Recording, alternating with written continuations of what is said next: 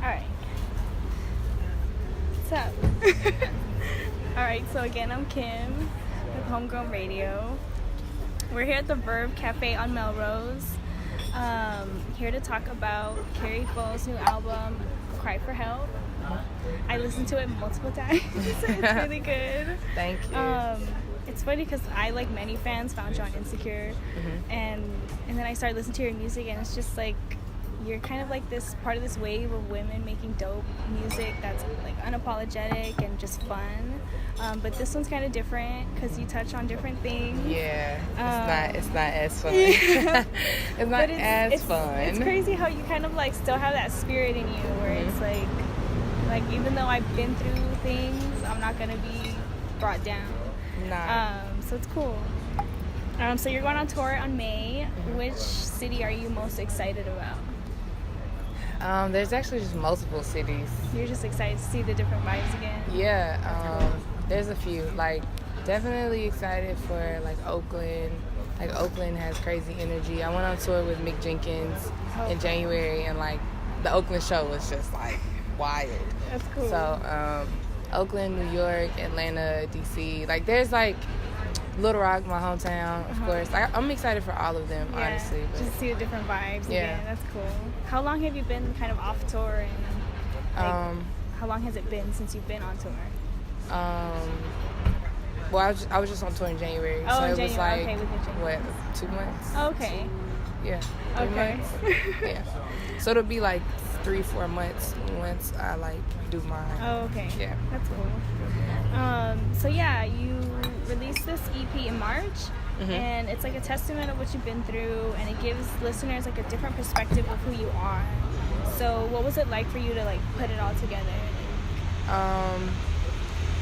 So honestly, it like, when I first started making like what I thought was gonna be my next project, I was like making a bunch of like songs that I thought, well, I was like trying to like make like turned up happy music, and all the songs that I was making, they just didn't resonate with me. Like, they were cool. Like, I'm sure if I would have put them out, people would have been like, oh, this is cool. But like, to me, it just, I don't know.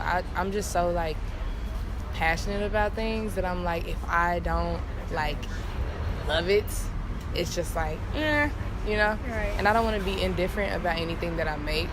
So I started to just kind of be honest with myself and just kind of make music from the place where I was at that time, which I was like very like, I don't know, it was very tumultuous, turbulent time for me.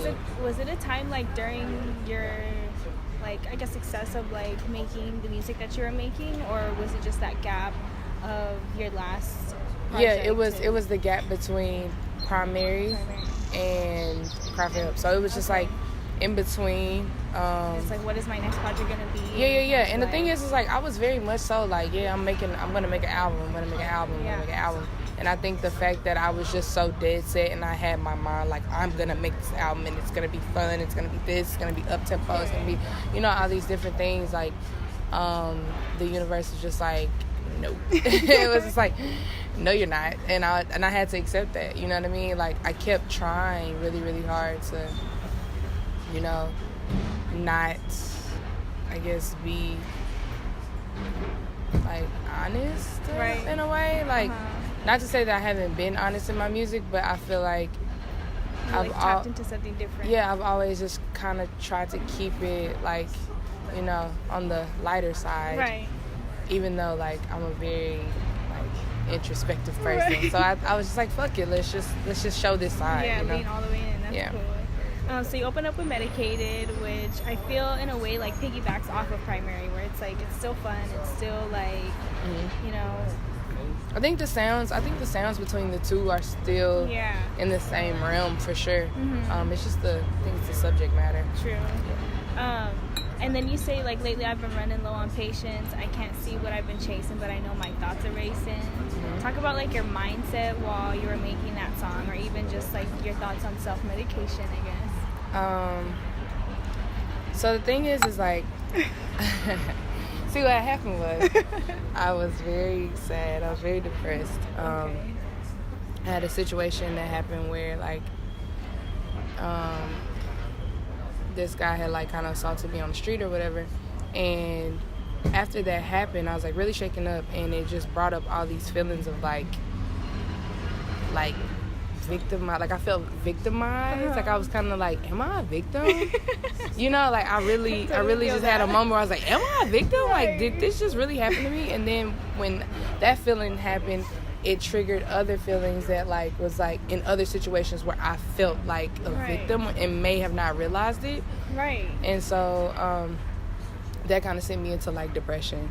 And then it was just like me trying, like all of like last summer, it was just like me trying to like get out of this hole of depression. Like trying to chase out of it. Yeah, and then like, but then just having like the wrong people kind of around me that weren't really like supportive or like understanding or compassionate. Kind of like the end of it where you're saying. Yeah, and so, and it was just like a lot of like people just being like, oh, you need to see somebody, or like your mental health isn't all there, or, you know, just like, so it was just kind of like that song was kind of like me talking about how people aren't really trying to like listen to what I'm going through. They're just like, yeah, you should just go see somebody, or like you should just go get like, you should go medicate, or like you should go, you know, just like giving me yeah like I don't want nothing to do with that. So that's kind of where that song. That's cool. And so you have a dope video out for Leave Me Alone.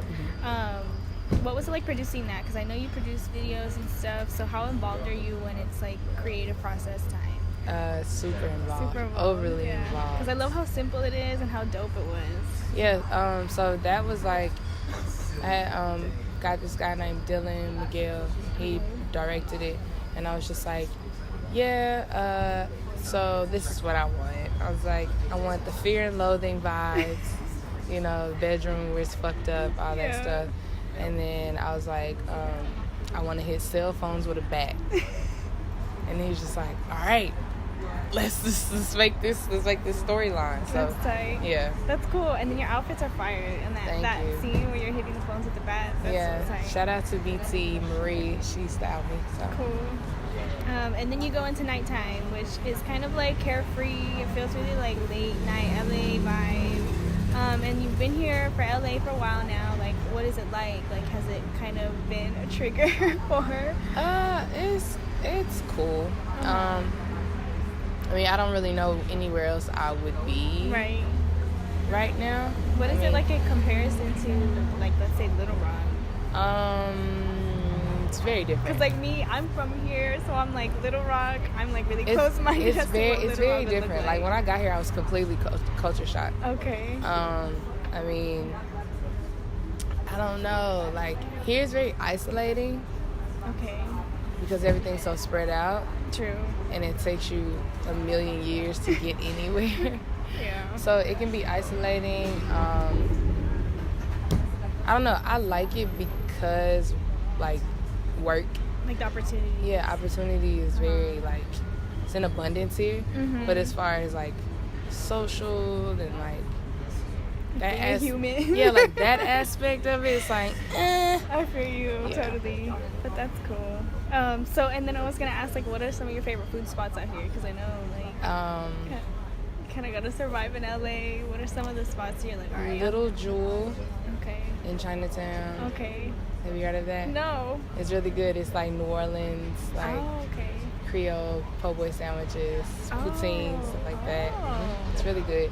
Okay. Burger Lords in Chinatown. You can tell I live near Chinatown. Clearly. Like, okay, cool.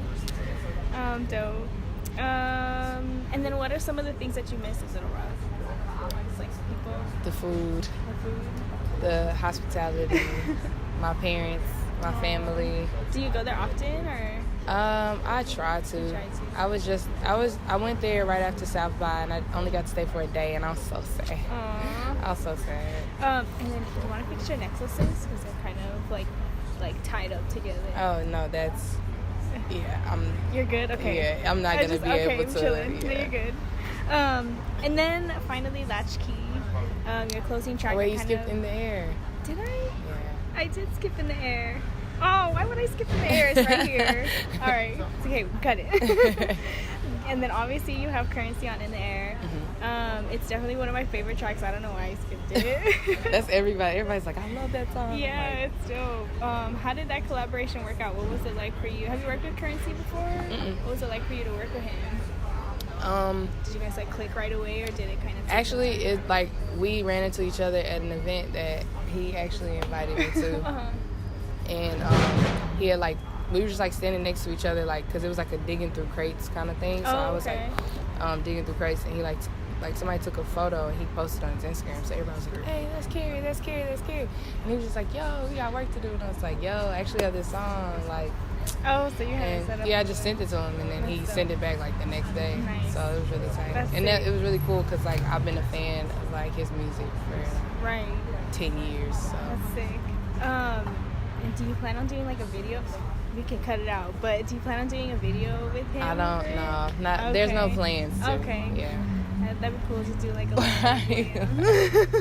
You're so annoying. All right, so cool. And then finally, Latchkey, the closing track that like encompasses the emotions of everything in the EP. What was like the process of you writing that? Is it something that you like freestyle, or did you really just write it out? Well, it was something that I had just wrote, like the entire thing. I just wrote it. I didn't even have music for it. I just wrote it. And and I was just like, damn, this is really introspective. It's deep.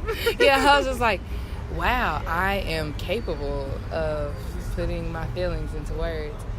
And then I just had it in my phone for a while, and then I met Josh Crocker, who was the producer, and he played me that beat, and I was just like, oh, it's meant to be. Yeah, I was like, I'm gonna put this, like, this beat makes me feel like this. So right. That's cool. And why did you call it Latchkey?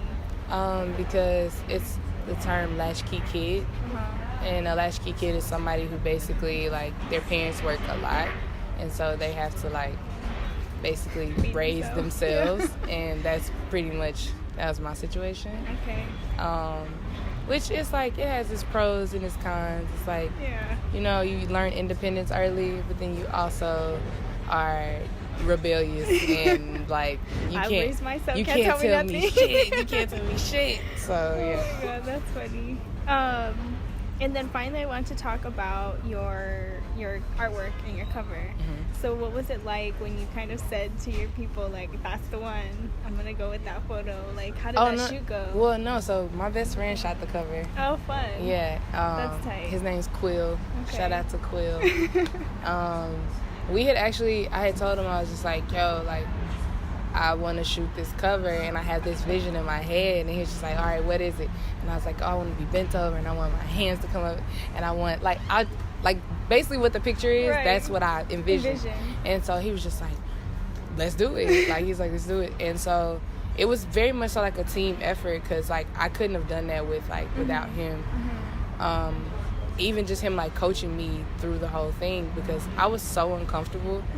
Like, the way that my body is positioned, it's not even, like... It's funny because, like, I got the email and I was like, okay, you go, girl. But then, like, you look at kind of the different photos that go with it during that shoot, and it kind of looks like you came up with the idea as you were shooting it. But it's interesting. No, it was something that we had been talking about for months. That's cool. Because he lives in New York, so it was like something we had just went back and forth about. And then, but when we got in there and just started doing it, it was just kind of like, all right, let's just keep shooting until we get it. That's cool. And yeah, like my knees were fucked after that. That's dope. It's a dope cover. I love it. Thank you. Well, that's pretty much it. I just want to talk to you about your EP. All right, thanks for coming.